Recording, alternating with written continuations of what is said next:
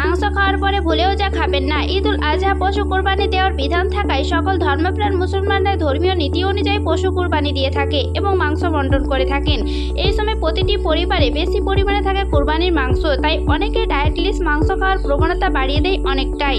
কুরবানি ঈদে সাধারণত চার পায়ে প্রাণীকে কুরবানির জন্য বেছে নেওয়া হয়। এই চার পায়ে প্রাণীর মধ্যে রয়েছে গরু, মহিষ, ছাগল, খাসি, ভেড়া, উট ইত্যাদি, যার সর্বোচ্চ উচ্চমাত্রায় প্রোটিন সমৃদ্ধ খাবার। এই উচ্চমাত্রায় প্রোটিন সমৃদ্ধ খাবারের সঙ্গে ঈদের আনন্দ হিসাবে থাকে আরও নানান ধরনের খাবারের আয়োজন, যা আমাদের শরীরের ঝুঁকি বাড়িয়ে দিয়ে ঈদের আনন্দ মাটি করে দিতে পারে। তাই আসুন জেনে নিই উচ্চমাত্রায় এই মাংস খাওয়ার পরে কোন খাবারটি ভুলেও খেতে পারবেন না।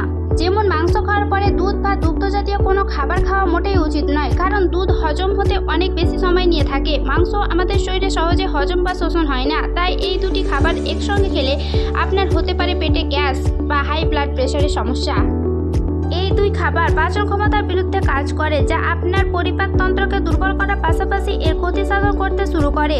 ত্বকের নানা সমস্যা, অ্যালার্জি, স্টোমাক সমস্যা, হজমের সমস্যা, গ্যাস হওয়া, আলসারের সমস্যা, কনস্টিপেশন থেকে শুরু করে অ্যাসিড বা আরও অন্য রোগ হতে পারে আপনার। তাই কুরবানির ঈদের ডেজার্ট হিসাবে দুধের পায়েস, ফিরনি কিংবা মাংস রান্নায় তরল দুধ ব্যবহার করা থেকে বিরত থাকুন।